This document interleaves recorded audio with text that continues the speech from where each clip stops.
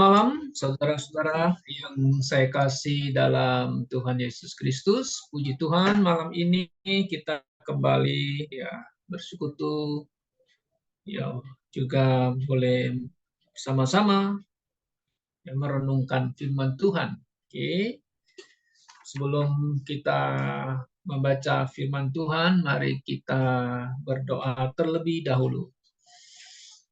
Bapa yang Maha Mulia, Bapa Surgawi yang kami sembah, kami kenal melalui Yesus Kristus, Tuhan kami yang hidup. Kami mengucap syukur malam ini boleh bersekutu kembali dengan saudara-saudara seiman, walaupun melalui online ini dan tempat yang jauh, tapi kami boleh merasa dekat, bersekutu bersama-sama di dalam namamu.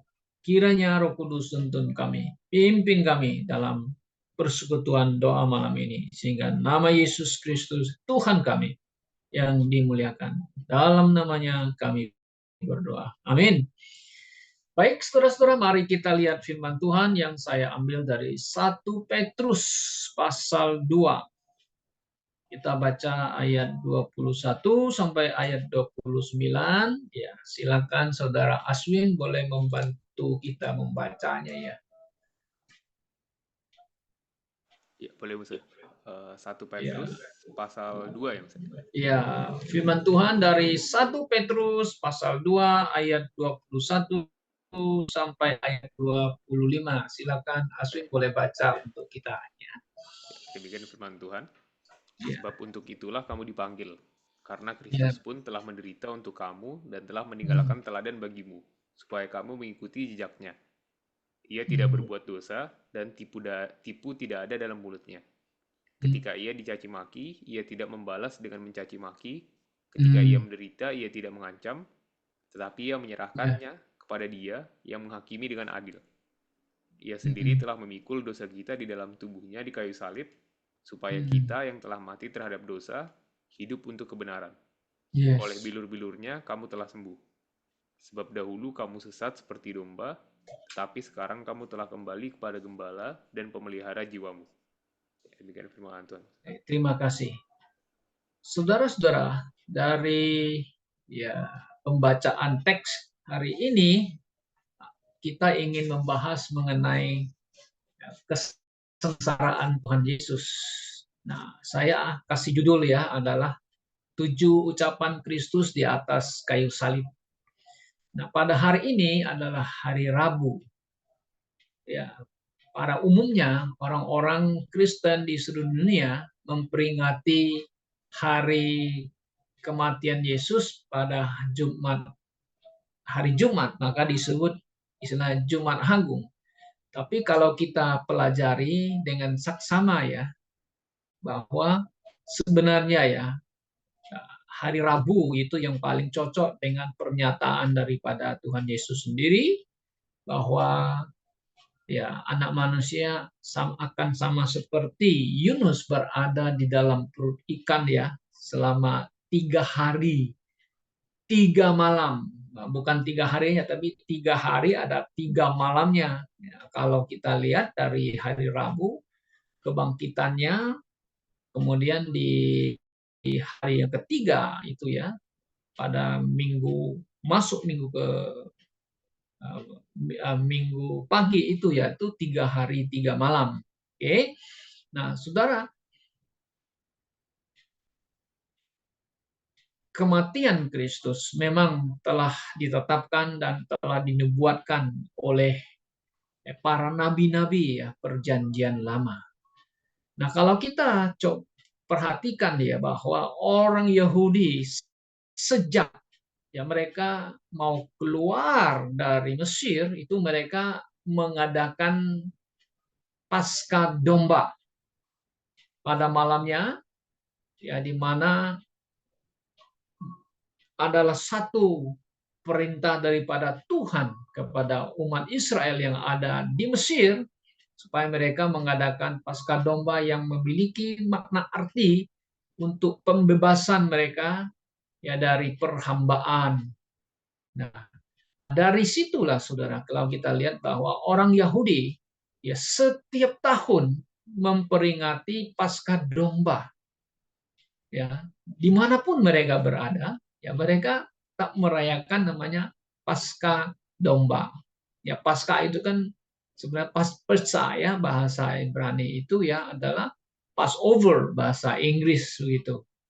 Nah mereka selalu merayakan Paskah. Nah Yesus sendiri ya sebelum dia disalibkan kan dia tahu bahwa waktunya sudah dekat. Ya, dia ingin merayakan juga Paskah Domba. Kenapa? Karena Paskah Domba itu adalah menggambarkan dirinya sendiri yang akan menjadi Paskah Domba, ya, menderita untuk menebus dosa manusia. Nah, saudara-saudara, kalau kita perhatikan di dalam Matius pasal 26, ya sebenarnya Yesus sudah memberitahukan ya kepada murid-muridnya bahwa dia akan menderita ya,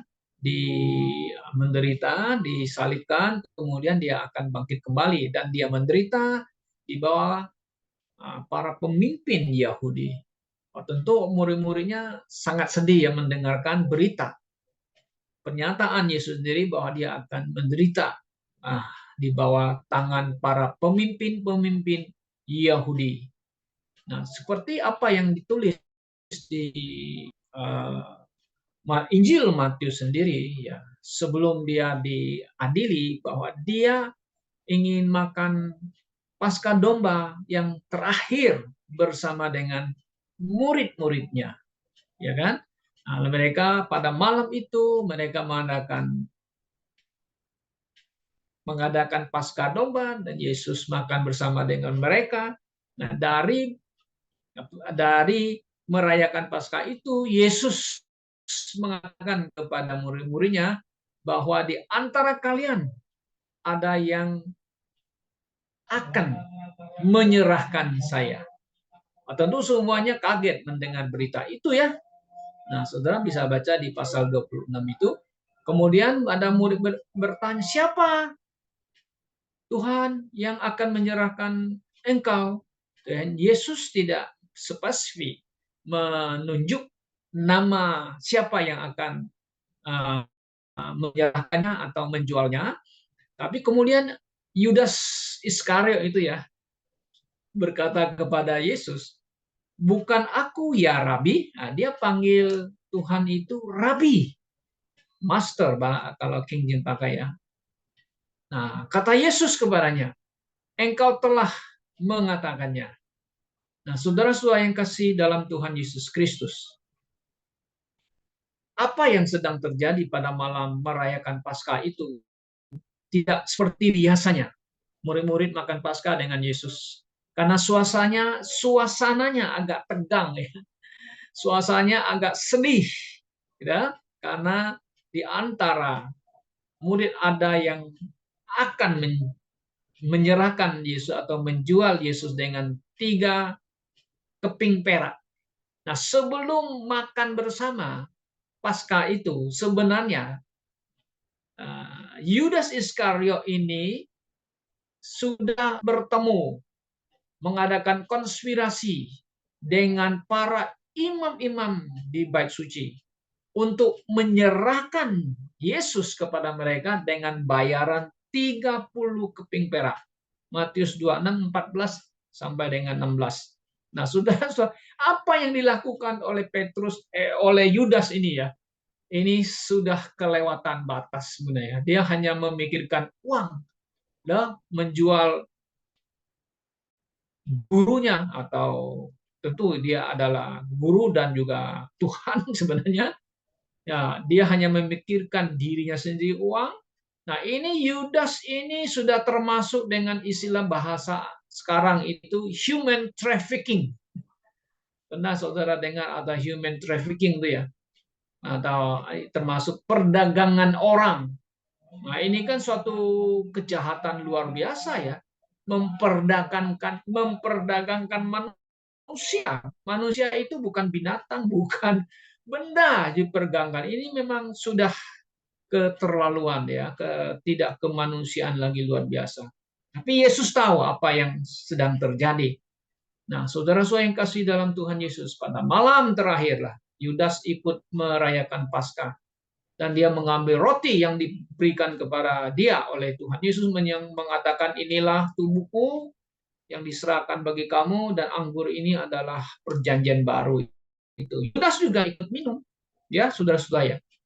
Oke, dan betul pada malam waktu Yesus di Taman Getsemani, seperti apa dicatat oleh Injil, Yudas membawa pasukan daripada bait suci untuk menangkap Yesus. Nah, dia berkata, siapa yang kucium, itulah orang yang ditangkap. Betul, Yudas mencium Yesus Kristus. Istilah bahasa politiknya yang sekarang dipakai itu ciuman kematian, death kissing ya, itu istilahnya. Ada ciuman kematian sudah secara politik ya, sangat-sangat keji apa yang dilakukan Yudas Iskariot. Nah, saudara-saudara, apa yang terjadi kemudian bahwa Yesus ditangkap dan diadili oleh para mahkamah agama di istana, kalau King James pakai the palace, kediamannya daripada Kayafas. Di sana dia diadili ya dengan semena-mena oleh para mahkamah agama ya, orang-orang Yahudi punya mahkamah agama. Nah, Yesus tidak berkata banyak, mereka hanya tanya apakah engkau ini anak Allah, dan sebagainya. Yesus adalah yes, adalah anak Allah. Oh, mereka marah dan mereka menjatuhkan hukuman kepada dia, kepada Yesus, dan kemudian diserahkan kepada Pilatus untuk disalibkan. Nah, saudara-saudara, apa yang kita baca tadi di dalam 1 Petrus pasal 2, nah, Petrus mengikuti Yesus pada waktu ditangkap, diadili di rumah Kayafas dari jarak jauh, dia tahu apa yang sedang terjadi. Nah, Petrus memang menyangkal Yesus 3 kali, saudara-saudara ya. Tapi kemudian dia menyesal, dia bertobat. Oke, apa yang telah dilakukan. Nah, setelah Yesus bangkit, Petrus Tuhan menyatakan diri kepada Petrus dan sebagainya. Baru kita lihat Petrus menulis surat Petrus ya, pasal 1 ayat 2 tadi, bahwa Kristus telah menderita begitu hebat ya. Dia tidak berdosa kan begitu. Dia telah memberikan atau meninggalkan teladan bagi kita ya, supaya kita mengikuti jejaknya. Itu ayat yang ke-21. Nah, di dalam penderitaan Yesus Kristus di atas kayu salib, saudara-saudara, dapat kita temukan bahwa ada 7 ucapan agung dari mulut Tuhan yang menjadi teladan yang sangat indah yang bagi kita ya, sebagai orang Kristen, kita bisa pelajari kata-kata kalimat yang sangat agung itu yang diucapkan ketika Yesus menderita ya, dihina, dicaci maki dan sebagainya. Yesus tidak membalas kan gitu ya, Yesus tidak mengancam mereka dan sebagainya, tetapi justru yang pertama ucapan yang keluar dari mulut Tuhan Yesus itu adalah ucapan pengampunan. Nah, saudara bisa lihat, pengampunan kepada orang yang telah menjatuhkan hukum, yang telah menyiksa, yang menyalibkan Yesus. Yesus berkata, ya Bapa, ampunilah mereka, sebab mereka tidak tahu apa yang mereka berbuat. Nah, saudara bisa lihat ya, ada ayat yang sangat indah ya. Nah, ini ucapan Yesus ketika dia disalibkan ya oleh mereka.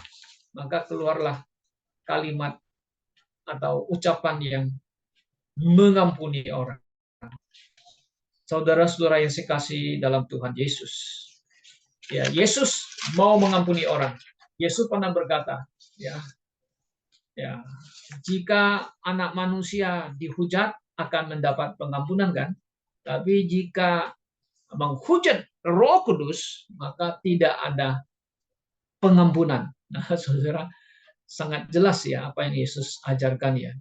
Nah, you boleh sakitin, menghina Yesus, pribadi Yesus, sebagai anak manusia, masih diberikan pengampunan. Tapi menghujat Roh Kudus tidak ada pengampunan. Nah, kemudian yang kedua, saudara ya, kalau kita lihat ya, waktu Yesus disalibkan menderita, ada dua orang yang disalibkan, turut disalibkan, itu dua orang tuh penyamun, penjahat yang memang pantas, yang patut dihukum karena kejahatan mereka. Tetapi apa yang terjadi di antara kedua ini, saudara, juga mencela Tuhan Yesus, tapi yang satu yang sebelah kanan kemudian menyadari dan menegur teman satu, kita ini pantas, tapi orang ini tidak pantas, katanya dia orang ini. Akhirnya dia menyadari dia adalah orang yang benar, ya Yesus. Kemudian dia berkata kepada Tuhan Yesus kan, di Lukas pasal 23, 42 ya.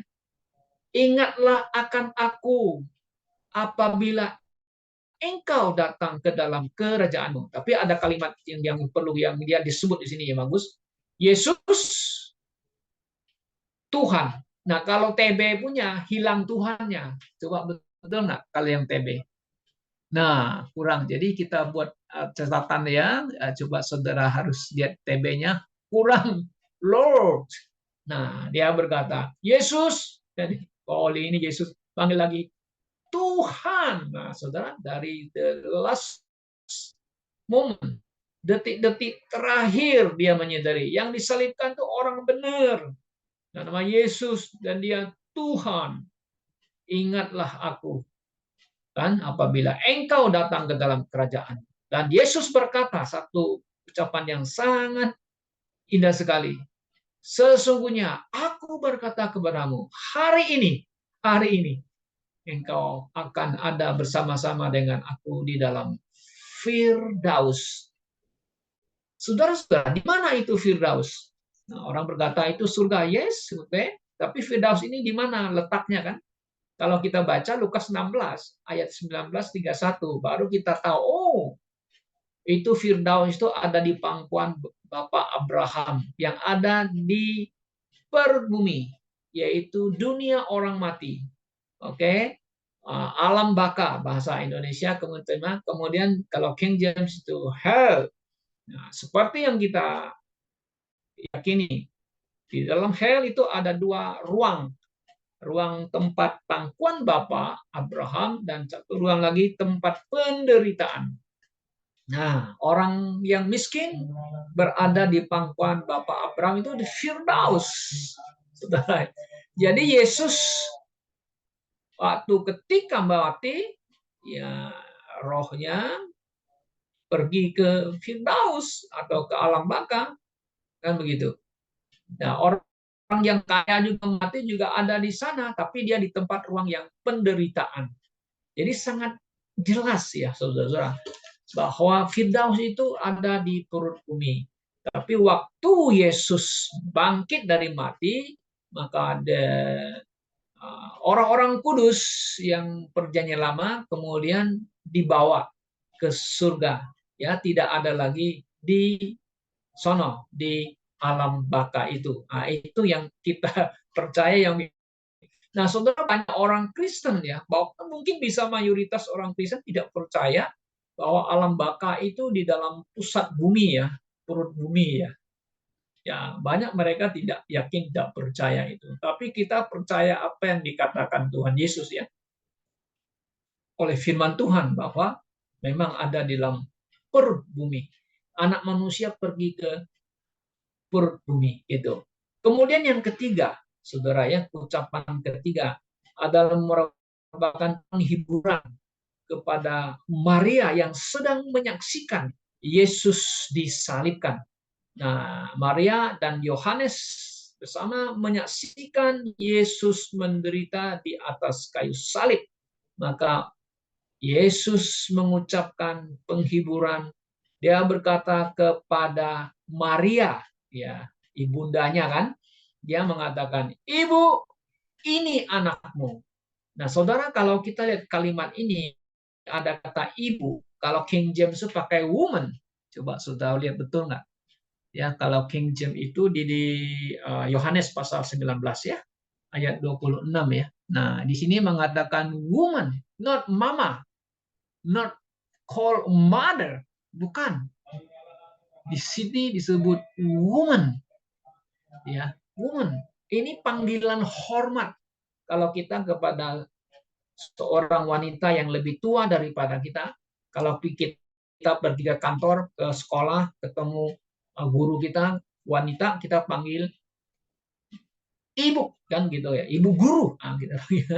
Kalau yang laki bapak guru kan gitu bilang. Kalau kita panggil ke kantor manapun ada bapak sana, ada ibu, kita mengatakan ibu, kita panggil itu panggilan hormat.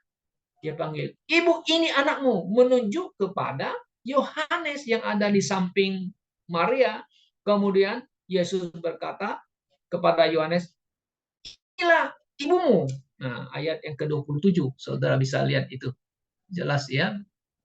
Nah, sekarang di situ behold thy mother. Sekarang Maria menjadi mothernya daripada Yohanes. Nah, ini ibumu. Kan kata Yesus. Ya, Yesus kenapa? Dia mau menyerahkan Maria untuk dirawat oleh Yohanes muridnya sampai mati. Nah, ini adalah sebagai balas budi tanggung jawab Yesus kepada Maria yang pernah membesarkan dia sebagai anak yang pernah dirawat.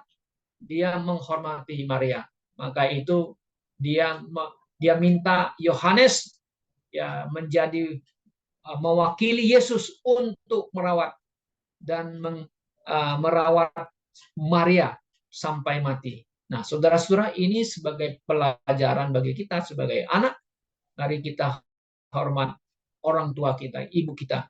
Kalau sudah tua ya kita harus memberi menghidupkan mereka ya. Menghidup artinya merawatlah, memberi mereka makan. Itu. Nah, kemudian yang keempat, saudara.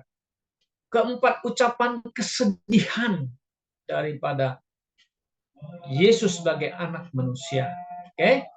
Dan dia panggil itu di Yohanes, kalau kita baca itu, Eli, Eli lama sabatani. Ya, saudara-saudara, ini ada kalimat yang sangat penting ya. Eli, Eli lama sabatani. Ya, ini bahasa Aramaik ya, kalau salah ya. Artinya, Allahku, Allahku, mengapa engkau meninggalkan aku? Gitu ya. Nah, ini adalah momen yang Yesus merasa begitu sedih. Saudara-saudara, sedih kenapa? Karena Bapak memalingkan mukanya atau meninggalkan Yesus sendiri. Nah, seperti yang kita tahu bahwa selama Yesus di bumi ini, dia selalu taat kepada kehendak Bapa dan tidak pernah Bapa meninggalkan dia. Tapi pada waktu dia menderita di atas kayu salib, saudara-saudara, kalau kita lihat di dalam pada masa itu, di waktu penyalipan itu daerah sekitar penyalipan itu gelap. Awan menutup, bahkan ada yang mengatakan Allah Bapa tidak sanggup, atau bukan sanggup, artinya tidak memalingkan mukanya ya melihat penderitaan Yesus. Ya, maka tuh Yesus memanggil Eli, Eli lama sabachthani, mengapa engkau meninggalkan aku? Yesus Bapa meninggal anak karena anak menderita, menanggung dosa manusia. Dosa dunia ini ditimpakan kepada dia, sehingga dia harus menanggungnya. Nah, saudara-saudara yang kasih dalam Tuhan Yesus, bahwa Yesus menanggung dosa saudara dan menanggung dosa saya. Kemudian kita melihat yang kelima, ucapan juga penderitaan dia sebagai manusia. Aku haus, Yohanes 19:28 ya. Ini Yohanes 19:28. Oke. Kalimat yang pendek. Aku haus. Nah, saudara bisa bayangkan ya, Yesus disalibkan sudah berjam-jam itu di atas, keluar darah dan sampai air pun dari tubuh keluar. sebagai manusia yang normal. Yesus adalah manusia yang sejati, Allah yang sejati, yang menderita itu adalah anak manusia, manusianya. Saudara, yang bisa merasakan capek, bisa merasakan haus sebagai manusia, maka itu Yesus berkata, aku haus. Saudara, ini menunjukkan kemanusiaannya. Ya, dia menderita, saudara-saudara. Ya, haus. Dia butuh minum, kan begitu. Mungkin Anda pernah merasa kalau berlari-lari, berolahraga, dan berjam-jam, Anda pasti akan merasa haus sekali ya. Kalau Anda ketemu air, apa aja kalau ada bisa diminum, pasti Anda akan minum begitu kan. Nah, itu adalah menandakan kita manusia yang membutuhkan air untuk minum, yang itu. Ya, itu membuktikan Yesus manusia sejati yang menderita. Kemudian yang keenam, saudara-saudara ya. Nah, ucapan kemenangan. Nah, Yesus di atas kayu salib, dia tahu waktunya sudah singkat sekali. Dia akan menghembuskan nafasnya. Dan dia mengatakan, sudah selesai. Kenapa dia mengucap kalimat ini ya? It is finished. Bahasa Girikanya, tetelestai ya. Kalau diterjemahkan ke bahasa Inggris, it has been completed. Complete. Nah, sudah selesai tugasnya. Apa yang selesai, saudara-saudara? Oh ya, semua nubuatan tentang kematian penderitaan Kristus is finished, selesai. Ya? Memang yang kedatangan kedua kali belum ya. Nah, ini yang tentang penderitaan untuk menanggung dosa manusia sudah selesai. Melakukan kehendak Bapaknya sudah selesai. Ya? Nah, kemudian ibunya Maria sebagai ibunda sudah selesai. Nah, makanya kita hari ini tidak memanggil Maria ibunda Yesus ya. Nah, kalau Katolik masih pakai ibunda Yesus. No, kita bilang it is finished. Sudah selesai. Selesai apa? Waktu Yesus di atas kayu salib, Yesus adalah juru selamat Maria dan juru selamat dunia. Nah, dia bilang sudah selesai. Ya. Kemudian yang ketujuh, saudara-saudara ya, nah, dia sudah tahu dia akan menghembuskan nafasnya. Kemudian dia menyerahkan dirinya dan berkata di Lukas 23:46, "Ya Bapa, ke dalam tanganmu kuserahkan nyawaku." Yesus menyerahkan nyawanya kepada Bapa. Saudara lihat, dari awal sejak Yesus tampil memberitakan Injil kerajaan Allah, kerajaan surga kepada orang Yahudi, dia selalu mentaati, selalu menyerahkan diri kepada Bapaknya ya.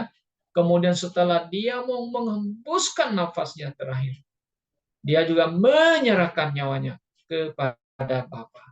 Kenapa? Karena Yesus diutus oleh Bapa ke bumi ini dan dia harus kembali kepada Allah Bapa. Karena dari sanalah Yesus datang dan kembali ke surga, duduk di sebelah kanan Allah Bapa. Dan dari sana nanti dia akan datang yang kedua kali untuk menjemput orang-orang miliknya, orang-orang yang telah ditebus oleh darah Yesus Kristus. Nah, saudara-saudaraku yang saya kasih dalam Tuhan Yesus. Jadi kita lihat ada 7 ucapan yang agung dari mulut Yesus dari atas kayu salib. Kenapa 7 ya? Nah, banyak kita mengatakan percaya is the perfect number. 7, 7. Selesai. Gitu ya. Perfect number. Nah, kalau kita lihat banyak angka yang dipakai dalam Alkitab ya. Nah, angka 3 yang selalu menunjukkan the Triune God, Trinity, dipakai angka yang 6. 6 itu angka manusia. Ya, manusia diciptakan hari ke-6, maka itu 6 itu ada hubungannya dengan Antichrist. Dari akan muncul ya antara manusia itu 666 itu Antichrist. 7 itu the perfect number yang selalu menunjukkan kepada kesempurnaan, ya, bahwa hari 7 adalah hari Sabat atau hari istirahatnya Allah dari pekerjaannya. Kalau kita lihat di Wahyu juga kan ada banyak angka 7777 ya. Itu adalah perfect number. Nah, saudara-saudara yang kasih dalam Tuhan Yesus Kristus. Yesus Kristus, the Son of God. Kemarin kita sudah bahas the Lamb of God, ya, telah disembelih, telah mati di atas kayu salib, menanggung menebus dosa manusia. Apakah saudara-saudara sudah percaya kepada Yesus Kristus dan menerima Dia sebagai Tuhan dan Juru Selamatmu? Jika Anda sudah percaya, berbahagialah Anda. Mari kita boleh hidup bagi Kristus dan memuliakan namanya. Mari kita berdoa. Bapa, kami bersyukur malam ini kami boleh mengenang Yesus Kristus Tuhan kami yang sebagai anak domba Allah yang telah disembelih mati karena menanggung dosa manusia dan menanggung dosa kami. Betapa besar kasih-Nya kepada kami. Biarlah nama Yesus yang kami junjung tinggi, yang kami terus beritakan, karena melalui namanya lah manusia mendapatkan keselamatan. Tuhan, tolong kami, berikan kami kekuatan, supaya kami boleh hidup memuliakan nama-Mu. Di dalam nama Yesus kami berdoa. Amin.